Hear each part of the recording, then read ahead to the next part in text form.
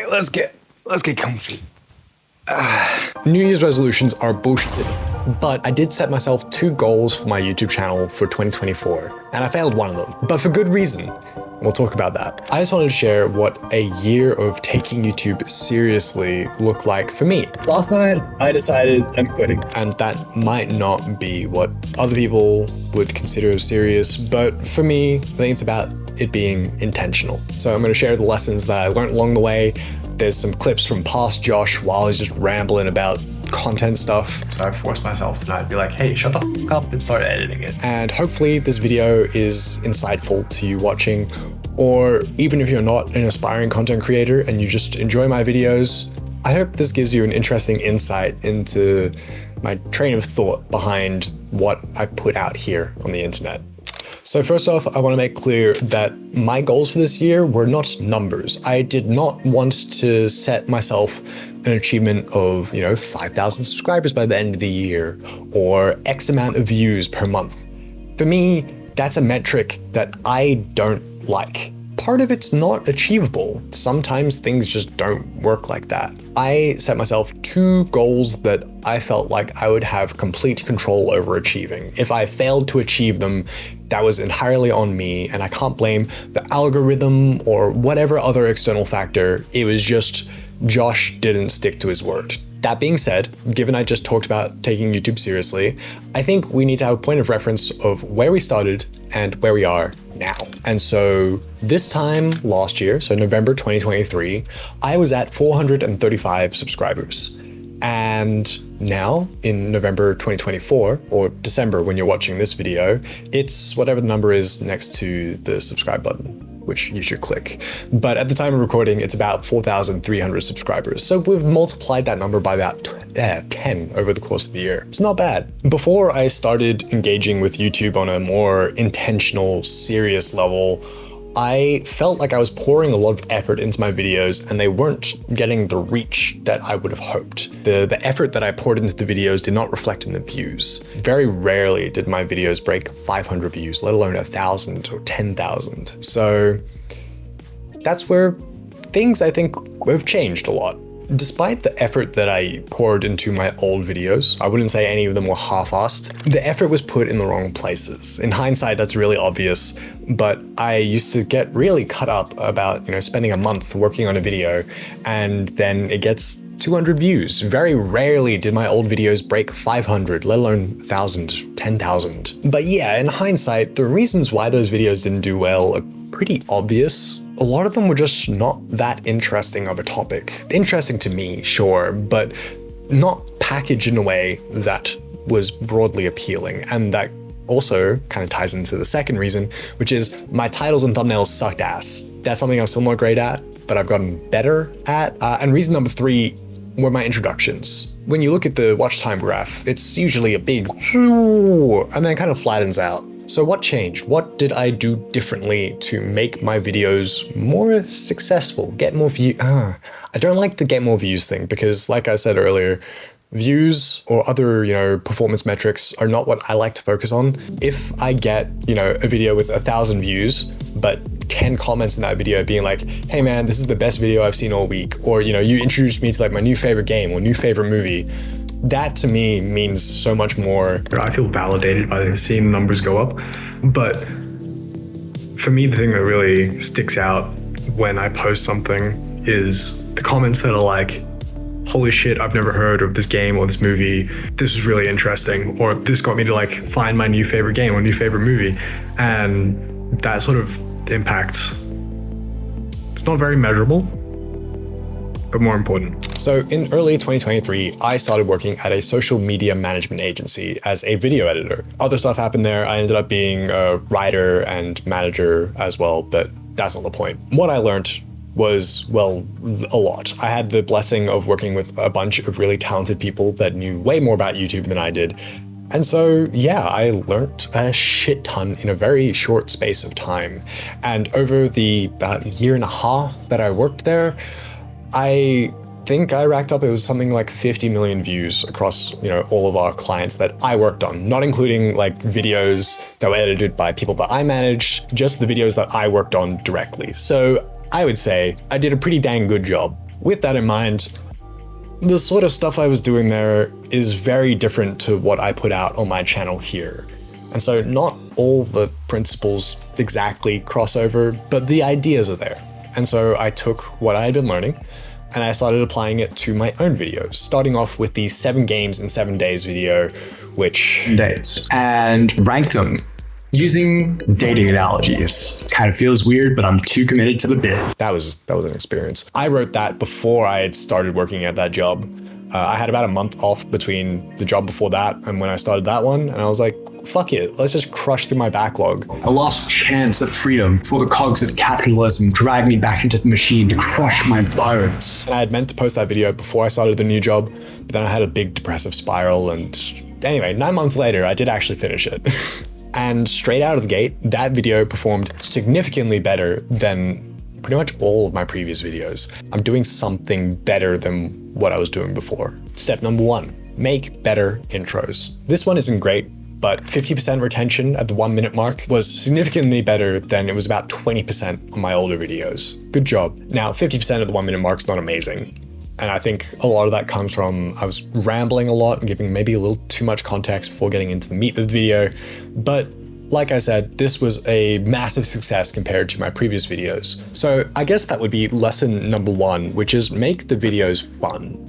If the video isn't fun, people aren't going to watch it. It's so simple when you put it like that. And obviously the actual mechanics behind making a video fun is not that straightforward. On to the next one, which was November 2023, where I was like, God damn, let's do this YouTube shit properly. This time I was going to use a common SEO tactic known as really fucking good timing. Or the way that my boss used to explain it was with a surfing metaphor that I really liked. I'm gonna copy and put it here. So he would describe it as trying to catch traffic like you're catching a wave when you're surfing. If you're really far ahead of the wave, it's already started crashing, you're not gonna be able to surf it. That's not gonna work. If you're just under the wave as it starts crashing, you might be able to ride that wave, maybe not for as far as you would like, but to get like a little bit. But if you're before the wave, right? You're reading the water and you're able to predict when that wave is gonna start really curling over and giving you a lot of speed, then you're gonna get a lot of momentum. And that strategy worked really well for me. I think it's the only time I've used it because I don't like the content farmy strategies because that's not me. But anyway, it was Scott Pilgrim Takes Off. And this wasn't just like an engagement attempt. I genuinely have a lot of love for the Scott Pilgrim movie growing up. And I thought, you know what, let me read the original comics and then I'll have something to talk about. And upon rewatching the original movie and then going and reading the comics, oh man, I had a lot to say. Scott Pilgrim needs to be an asshole. And I was genuinely excited about Scott Pilgrim Takes Off. I hadn't planned on doing 3 Scott Pilgrim videos, but anyway, it was good timing and it worked out well. That video was, I would say, my first hit. That's not, setting you up for life.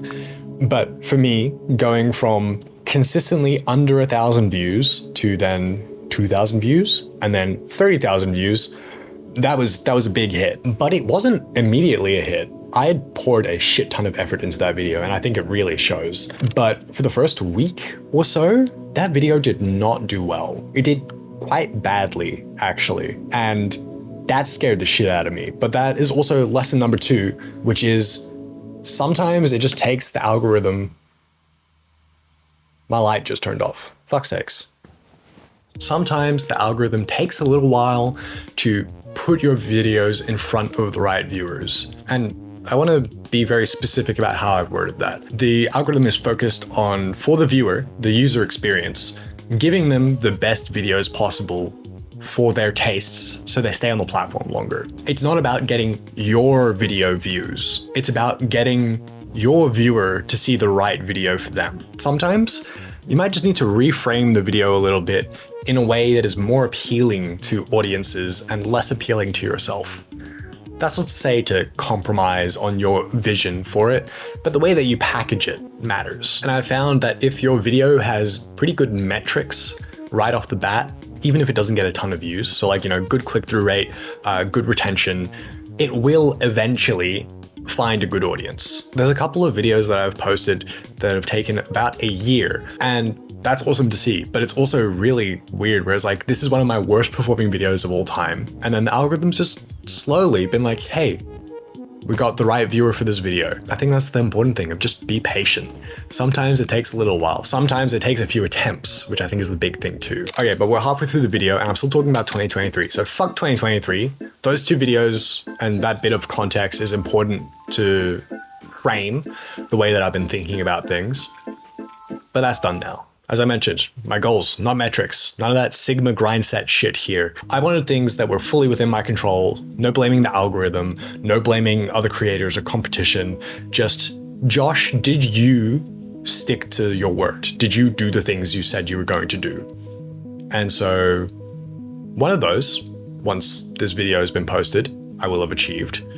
And the other one, I have failed, but I failed it for good reason. We'll talk about that in a second. But the two goals were, I wanted to do one long form video a month for the entire year, along with a nice way to wrap up the year for a potential December video would be a kind of recap of the year sort of thing. So what better place to start than documenting, I was gonna say day one, but that was a couple weeks ago, but documenting it from the start, sort of. I've never been good with schedules or sticking to routines.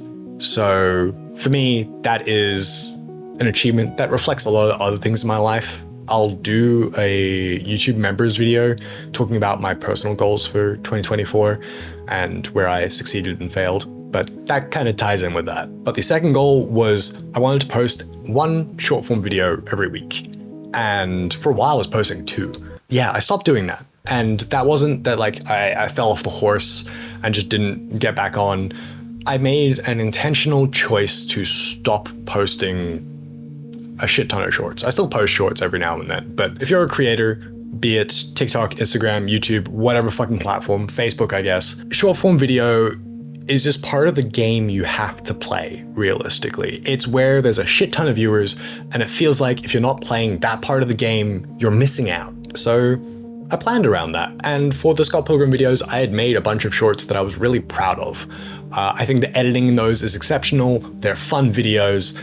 They're just all-round bangers, and I completely understand why they performed so well. So during my December holidays leading up to the new year of 2024, I wrote and shot the majority of 50 shorts. So I had more or less one to post a week. And I think most of them are fine. But as I mentioned, I have not posted a lot of those. So issue number 1, I hate editing shorts. I'm kind of a little bit tired of editing in general, despite that being pretty much my entire career. But short form content in particular, I find really draining. 2, that big batch of shorts that I had planned weren't really connected to anything. I hadn't planned out my entire year of videos. So those shorts views, even if they performed well, weren't really gonna push people to watch my long form content, which is the shit that I give a shit about. And 3, I hate short form content. I hate everything that it represents. I hate that it's a large part of my job now in marketing. So I didn't want to be putting that out there. Short form content is ultimately narcissistic, hedonistic, indulgent. Brain rot obviously is a word that has, seen a shit ton of use this year.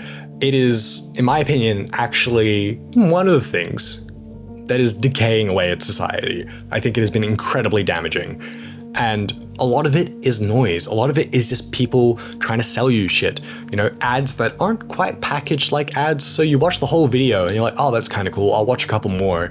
And now you're just getting this company's not ads in your feed all the time. It's exhausting. I think short form content is actually one of the best things to quit. If you have an addiction, and I would say a lot of people are addicted to watching short form content, number 1 thing to quit. I felt like a lot of that bulk short form content I had planned, while not necessarily damaging, it's not misinformation, it's not, promoting hate, but it wasn't really contributing something. It was very moderate, simple, easy to consume entertainment. that is not something I personally stand for. So I stopped posting them. But back to that first goal of posting a long form video every month for the entire year. Good job, Josh. I'm actually proud of you. Like, this is not funny or a bit past Josh, who's not gonna be able to watch this video because he's in the past. Genuinely, I am proud of you. That's something that's actually kind of difficult for you, and good job. Keep it up.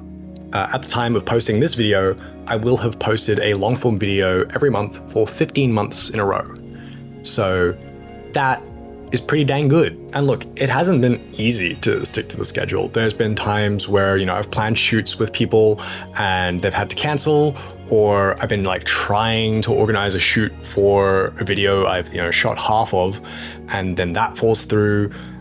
Sometimes I've, written and shot and then started editing a video and then been like, hey, this actually kind of sucks. I have been really working on trying to focus on embracing the process, right? So many times I've, written a video and been like, oh yeah, I actually really like this, shot it and been like, fuck, okay, this actually sucks. And then I don't want to start editing it because I think it sucks. I've been putting it off. So I forced myself tonight to be like, hey, shut the fuck up and start editing it. That's the hardest part every time. 9 out of 10 times, once I start editing it and I have a rough cut together, I'm like, hey, you did pretty good. So I'm trying to reinforce that, trust in the process and edit it and it will come together. And sometimes you're gonna edit the first draft and it's just like, fuck man, this sucks. I can't keep working on this. And that's okay. I think that's a part of, if you look at it from a business perspective, right? Sometimes you make a choice in a business because, oh yeah, I think customers are gonna be really interested in buying this product. And then they aren't. It happens. You move on to the next thing, right? So obviously when projects fall through, sometimes it's, 2 weeks before my posting slot. And I'm like, fuck, what do I do? And some of those projects are just rushed out. Just gotta hit a upload slot. Let's do it. But I think that leads to lesson number 3, which is sometimes the projects that you just get done and get out there are the ones that perform the best. So let's talk about my top performing video, which at the moment is just short of 400,000 views. Think of one of 3 things. The perfect alien design wasn't the video I had planned for August. In fact, the video that I had originally planned for August still has not been done. It's not come together at all. I'm trying. I still want to get it out. I think it's a really fun video, but it just might take a little while. But anyway, I had my trip to Japan coming up. That would leave pretty much all of July kind of blocked off. So before I left, I had just happened to watch Edge of Tomorrow. And then my brother mentioned Edge of Tomorrow. I got around to watching it. I was like, that's an alien design. That's cool. I want to talk about it. When I watch movies on my own, I take notes, especially if I get, 10 minutes into a movie and I'm like, fuck, okay, this is actually interesting. I have an idea, and I'll write down time code with thing that happens in the movie and all that, which makes editing and writing a script way easier. But anyway, I quickly threw a script together for that, shot it at my desk and in front of the green screen. I edited the rough cut before I left for Japan. And then when I got back, I did the last bit of the edit. And it's probably one of the projects I have spent the least time on this year. And it's my top performer by a very, very large margin. Now, obviously, that's not to say that you shouldn't put time and effort into making your videos. Most of my videos, I've spent weeks or months planning, and sometimes that doesn't pay off. Sometimes you rent out a theater to shoot a video and you have friends come along and bring their camera gear so you can have multiple camera angles, and that video ends up being one of the worst performers of the year. The generic sea of white dudes in spandex that is certainly too tight. I still really like that video about Fleabag, but fuck, I was gutted when it didn't perform well. Or the Andor video, where I had spent a lot of time focusing on the writing of that one and getting the tone right and really trying to channel that passion for Star Wars that I used to have, and shooting at all different locations and making it engaging. Or the Aquatic Abyss one, where I'm on a motherfucking boat and that video is not doing very well. But all the comments on it are really positive, and I think that's one of the big things that I was saying earlier of that means more to me than the views. But that's not to say that the views mean nothing. So we're at the end of 2024 now. Am I going to stick to the pattern that I had for this year? Or am I going to try something new? On one hand, I want to post more. I see the benefit of that in the algorithm. Throwing more stuff at the wall and hoping it sticks. Or honestly, just having more things out there for people to enjoy. But at the same time, I feel like if I post more often, then I have to compromise on the quality of the projects that I put out. And I don't really want to do that. I can't say any video that I've put out this year, except for one, felt like I'd rushed it, like I'd half-assed it. Even the projects that were rushed, that had to get out the door really quick because of, another project falling through, I put a lot of effort into. I wouldn't let it be some, slapped together video. And I want to keep that. I want to stick to that. On the other hand, I want to make longer videos. Like, really long videos are the meta at the moment. And I have a bunch of ideas, even some scripts that are already written that would make for 45 1 hour minute videos. 1 hour a minute, I want to hit a balance of both. So here's my plan for 2025. I still want to post one long form video every calendar month. I'm not going to set for a Saturday every month or whatever date, but one per calendar month. Number two, I do want to pick up doing short form content more regularly, more like the Scott Pilgrim ones, where they're intentionally planned out and not just kind of slapped together quick content. I think for me, that is a compromise between playing the game, but still playing in the game that I'm okay with playing, right? Number three, more big videos. That's already in the works. Just means I'm gonna have to manage my time better. And that's something I have gotten significantly better at, but still not the greatest at.